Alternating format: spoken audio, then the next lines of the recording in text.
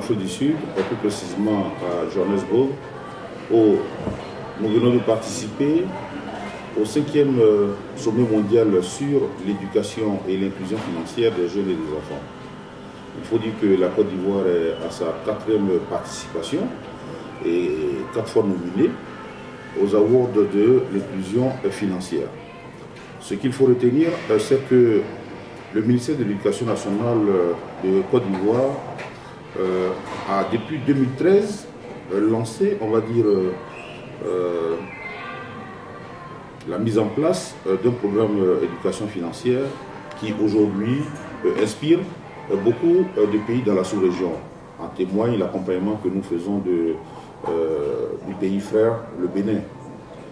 Alors, au cours de ces assises qui ont duré des jours, nous avons pu comprendre que nous avions vu juste, que Madame le ministre avait juste, en mettant en place effectivement ce programme, parce que tous les pays, plus de 150 pays ont participé, on va dire, à cette rencontre mondiale.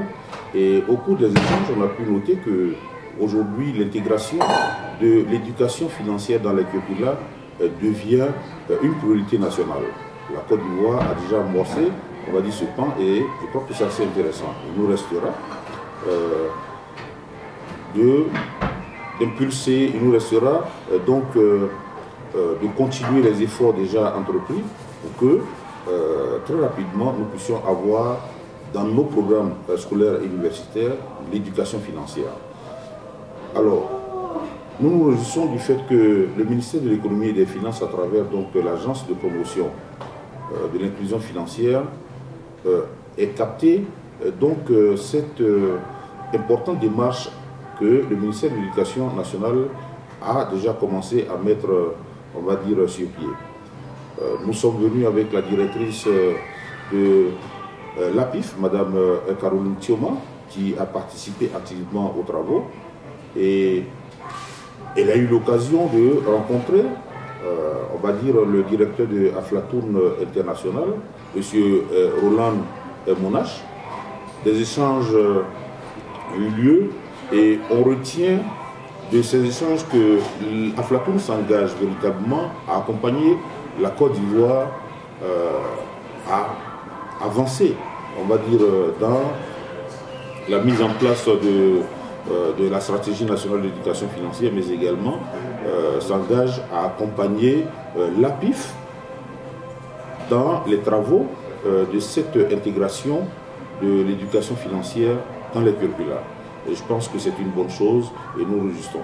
Nous avons eu l'occasion au cours de ces séjours de partager l'histoire du peuple sud-africain. Nous avons visité la fondation Nelson Mandela et je pense que nous avons beaucoup appris également sur les moments douloureux vécus par le peuple sud-africain. Et quand on regarde ça, on se dit plus jamais ça.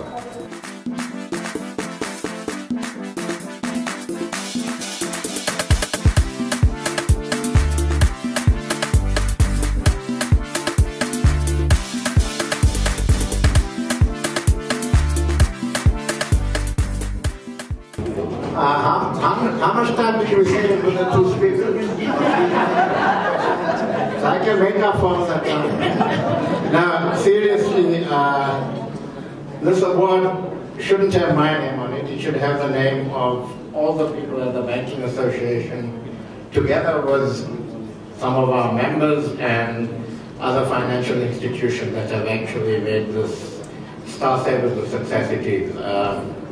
I just get, every now and then my staff walk into my office and say, listen, we're doing this and we've done this and I hope you're happy with it. And I don't have any trust, I just say, yeah, I'm happy, okay. So this is for them. And I think this will be, it is very meaningful, but it will be truly meaningful when we all reach that goal of exploiting to the full the opportunities our young people give us. And that's what this is about. That our young people on the African continent, we say we have a challenge of the youth bulge, but that youth bulge is a phenomenal opportunity if we actually don't let the young people down, but also take into account that they must be disciplined as well. So this will really be valuable when we reach that goal. Thank you very much. C'est toujours dans cette logique-là de contribuer efficacement et pleinement à l'éducation, au développement de l'éducation financière et de l'inclusion financière de notre pays. Aflatoon ayant déjà contribué à la mise en place ou à l'intégration de l'éducation financière dans plus de 38 pays au monde, je crois que le Bénin fera partie également de ces pays. On travaillera à ce que, à travers ce partenariat, le Bénin puisse également connaître cette expérience des pays en termes d'intégration de l'éducation sociale et financière dans les curriculums. Et également, c'est le prolongement. Ça permet également de participer efficacement à la mise en place de la stratégie nationale d'inclusion financière qui est en train de se mettre en place progressivement dans les autres pays de l'Union.